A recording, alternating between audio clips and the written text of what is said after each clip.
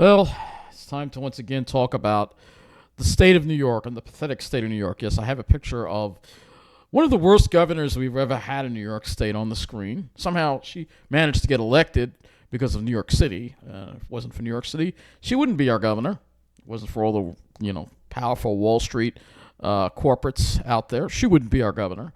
But she is, and her continued indifference and arrogance, in spite of what the majority of people in New York want, continue. And we're going to talk about the latest stunt that she did here.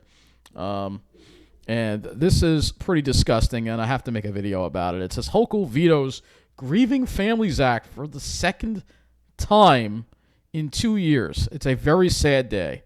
This is cruel to victims across New York State. Like I said, Hochul is the wicked witch. She's a wicked witch, and she's just disgusting. So you can see here, the family of Andrew McMorris and others have been fighting for the passage of the Grieving Families Act to bring equity to those who have lost loved ones to wrongful death. And here you see this young kid here, unfortunately, got killed by a drunk driver, and he was very involved in hiking in the Pine Barrens. You see him there next to the Pine Barrens Trail Center. So it says here, the news was a blow to families living with staggering loss. Efforts to have the Grieving Families Act signed into law by Governor Kathy Hochul had once again been vetoed. Those advocating for the Grieving Families Act bill said it would bring equity to those who have lost loved ones in wrongful death cases. According to the New York State Academy of Trial Lawyers, the Grieving Families Act will align New York with other states because, again, we can't be like other states. We've got to be the arrogant state. But it would align us with other states so that those who have lost loved ones to untimely wrongful death can recover monetary damages. Currently in New York, families can receive damages and compensation commensurate with what the deceased would have earned had they lived. But there is no recourse for families that have lost a child or an elderly relative, or if the deceased was a low-wage earner. Unbelievable. We're like the only states in the whole country it's like this. Hochul vetoed the bill on Friday at the close of business on a holiday weekend. I'm telling you, the woman, Hochul is an evil, evil witch, right? What more proof do you need here? Said Alyssa and John McMorris, whose son, Andrew, a Boy Scout, was killed by a drunk driver in 2018 while out on a hike. This happened in the Pine Barrens, all right? You're maybe very familiar with that story. This was an act of coward, slipping the veto in at the last moment without any time for public discussion. Well, Hochul doesn't care about what the public thinks. It is important to note that the bill had passed both the New York State Assembly and New York State Senate with 90% support for a second time in 2 years. It seems silly to me that I thought the hard part was passing it through both legislative bodies in New York. I didn't realize something with overwhelming support could be so easily vetoed. But the governor just doesn't care. McMorris asked friends and family to contact the governor. Let her know we disagree with the veto and we support the Senate and their authority to override the veto, and we believe that they should do so. I think they should. I definitely think they should override it. In her veto, Hochul said the bill would fundamentally alter the legal framework for wrongful death claims in New York by expanding the types of damages that may be recovered, expanding the class of persons who may recover such damages, and extending the statute of limitations. Because Hochul loves criminals, right? Hochul said the profound depth of sorrow and heartache from losing a loved one because of careless actions of another is unimaginable. She added that it is undeniable that New York's wrongful death statute should be updated. But, she said, the bill presented does not create the requisite balance and again introduces the potential for significant unattended consequences, including increased insurance premiums for the vast majority of consumers, as well as risking the financial well-being of healthcare facilities, especially public hospitals that serve disadvantaged communities. So she's basically protecting the corporations. Hochul said that she remained committed to working collaboratively to find holistic solutions that support impacted families without introducing potential unintended consequences. McMorris fired back. No one can comment or make adjustments. It was basically thrown out with the trash. She is refusing to alter the law from 1847. 1847, that's right, 176 years ago. We are one of only 2 states that hasn't amended this antiquated law that harshly impacts children, seniors, women, and people of color who are already systematically undervalued in our society. In 2023, nobody's grief should be measured by the archaic notions of family breadwinners and their dependents. Shame, shame, shame. Kurt and Nina Keiss lost their son Ryan when he, along with James Farrell, 25, Michael Farrell, 20, and an Uber driver, Farhad Zahad, 32, died in a high-speed head-on crash on Montaukett Highway in Quogue in 2021. Ryan's girlfriend, Brianna Maglio, was critically injured in the crash. The driver who crashed the Uber head-on, Justin Mendez, also died in the crash. Keiss, too, has been advocating for the new legislation that would have bring some equity to grieving families who have lost loved ones in wrongful death cases. The voices of the grieving families have been forsaken, Keiss said. Along with McMorris, they rallied for change in Albany before the veto. Most of the people discussing these laws and amendments have never experienced the senseless killing or maiming of a loved one personally. They have never sat next to a grieving parent on the bed of their child as they sobbed into a pillow that their child once used. The two added, this is an archaic law written in 1847 that uses metrics that are discriminatory. The law basically states that a white male is statistically worth more than a woman, that people of color are worth even less. This still, I can tell you, New York State is one of the most racist states in this country. I mean, what more proof do you need? The people who start with their life with privilege and wealth are worth more than the poor and underprivileged. Grandparents lack value. Children lack value. Our loved ones with special needs and disabilities are close to worthless. Yeah, of course, that's why they're trying to force us out. To kill a child on Main Street is less expensive to an insurance company than a person who works on Wall Street. This is not how families grieving loss see the world. Most New Yorkers do not actually see this world this way. They added, this is not about money. This is about justice, fairness, and our value in society. It's about having people accountable for their actions. The current law protects wrongdoers. Society's values have changed over 150 years.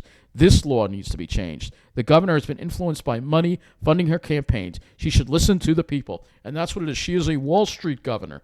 She is a corporate limousine liberal. She doesn't give a crap about us, all right?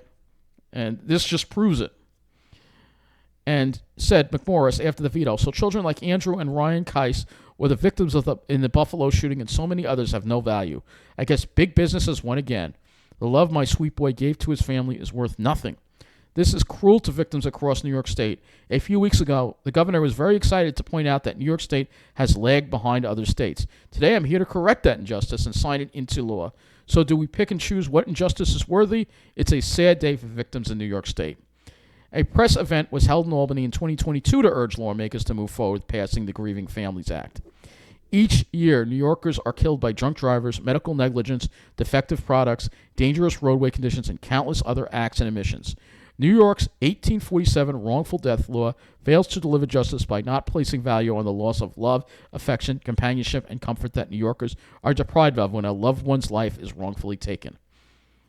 New York's antiquated law effectively baked in the perspectives and biases of its times, devaluing the lives of children, seniors, people of color, and women, depriving their loved ones of the full measure of their losses. The Grieving Families Act, sponsored by the New York State Senator Brad Hoylman and New York State Assembly member Helene Weinstein, will bring New York's pre-Civil War era wrongful death law in line with other states that already allow their courts to consider the full measure of lost relationships and the many states that recognize the grief and that results from a life wrongfully taken. It will also expand to those who can file a wrongful death lawsuit to include close family members, for example, domestic partners who experience the same sense of loss and pain and yet are barred from pursuing any accountability against the wrongdoer. No amount of money can replace a father, a daughter, a sibling, a domestic partner, or a spouse, but financial compensation for family members grieving or a loved one's wrongful death is a necessary accountability tool. Weinstein added, it is well known that New York's antiquated wrongful death law has had a disproportionate effect on women, children, and senior citizens by valuing their lives at a fraction of the worth of others. This is why I've been fighting to change this law for nearly 30 years. This is a very long article here. I don't know if I'm going to read the rest of it here, but this is just really, if you want to read the rest of it, I have the link below. But, this is just an outrage, and it just goes to show you what an outright bitch this governor is. I mean, really, what an outright bitch. I can't think of any other word. She's a witch. She's a bitch. All right, and she doesn't give a crap. She's there to protect Wall Street. That's why she's letting these criminals out in the streets. That's why she's allowing the illegals in, so they can drive us out, so they can ruin the quality of life in every single community across New York, except for those where the privileged white finance professionals live, in their little enclaves, which are safe from all these problems. While the rest of us have to deal with more and more of this, whether crime, whether it be illegals, whether it be not being able to sue, if there's a wrongful death. I mean, she doesn't give a crap. And she's just like her predecessor, Cuomo. All right, remember Cuomo? He was a piece of shit too. All right, I already said it. I try not to say these words, but it's hard to be nice. All right, he vetoed Pine Barrens expansion in favor of solar farms. All right, he is she's just as bad as him. She's worse than him. But they come cut from the same cloth. The other thing she's done also is veto state recognition to the Montaukett Indian Nation on Long Island. And this was passed by the state legislature for the fifth time. The fifth time, right? Her predecessor, Cuomo, also vetoed it as well. She claimed a 1910 state Supreme Court ruling in her decision. So apparently she thinks that, we should go back to the way things were 100 years ago. Back when blacks couldn't even vote. Remember that? I guess that's what she thinks, right? She's a racist little bitch. I'm telling you, she really is. I really wish people would see that. And the state of the state is really bad. I mean, we've had several things here. We know about the derailment here. The MTA is a shambles, worse than it's ever been. She is just losing control of everything. You have Eric Adams, Mayor Adams there, letting all the illegals in. You have criminals running loose here. And this is what happened. It said, this is what happened here. One train's derail on the MTA here. It says here, slow speed collision. This happened that 300 people were on one of the trains. And they collided around 3 p.m. So the other train was undergoing repairs after being vandalized. And there were several emergency cords that had been pulled inside that train, which 4 MTA employees were working to reset at the time. So we have criminals vandalizing train equipment, and now they might have actually caused this derailment, which has disrupted the subway in severely, and it probably is still disrupted right now. Let's go and take a look here. Service on the 123 trains remains disrupted following a derailment at 96th Street. All right, we have crime on the subway, out of control. We had another incident tonight that News 12 did cover on the Ronkonkoma line.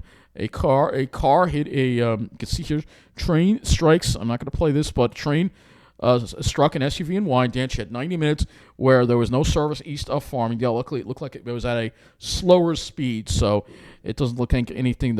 No one died or anything, which is important. The driver was taken with non-life-threatening injuries. We don't know why the car was on the tracks. We don't know if it stalled or whatever. But you see here, eastbound trains were terminating to Farmingdale. After that, Trans-Reno only one track. The Ronkonkoma line has a lot of grade crossings, and this is a big problem with the Ronkonkoma line. Why I wouldn't want to completely rely on it.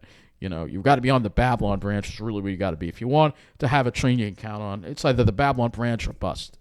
But then again, you got to be a certain demographic to be able to live there because it's so coveted. And that's exactly the way the governor wants it. Now let's talk about a governor who actually gives a damn about the people, like Phil Murphy in New Jersey. And this is a world of difference here. So according to New York Post report, New Jersey State Governor, I wish he was my governor.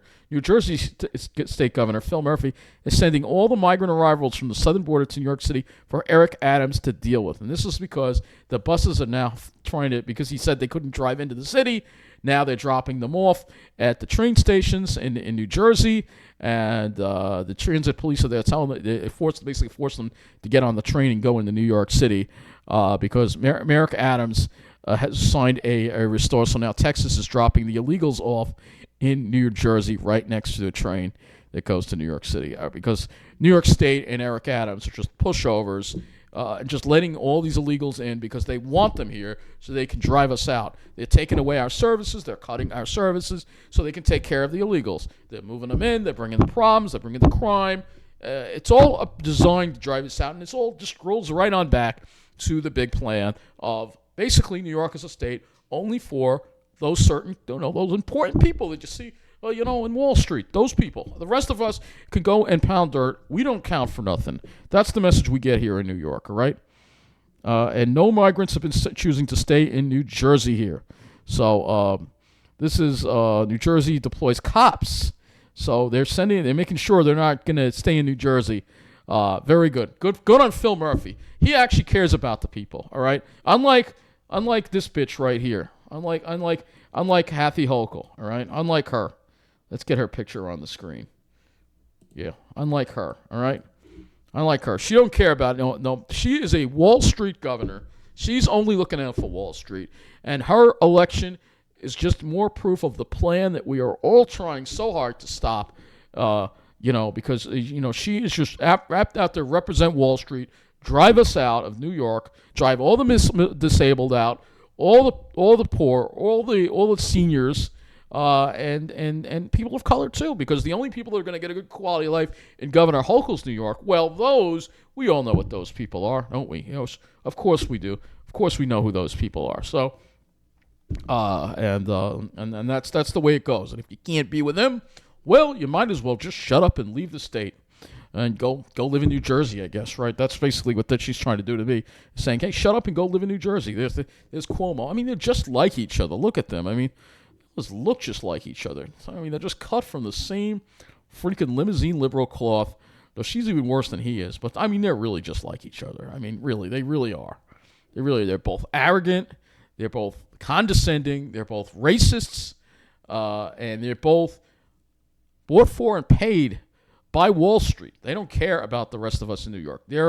Their policies are to drive us out of New York. And unless you're somebody who can work on Wall Street and earn enough money to get into those little preppy little enclaves, well, the rest of us are just going to be suffering with our quality of life continuing to decline, our infrastructure continuing to decline, continuing to be ignored, and seeing businesses close and all that other stuff. The good life is only going to be for the certain kind of people, and the rest of us, well, we just don't count. And, of course, I'm not, I know there's a plan, and I know there's a plan to force me out to New Jersey, but I don't have to like it, and I'm going to keep fighting it because it's not right. I'm not going to be driven out so fast. Yes, this is war, snobs.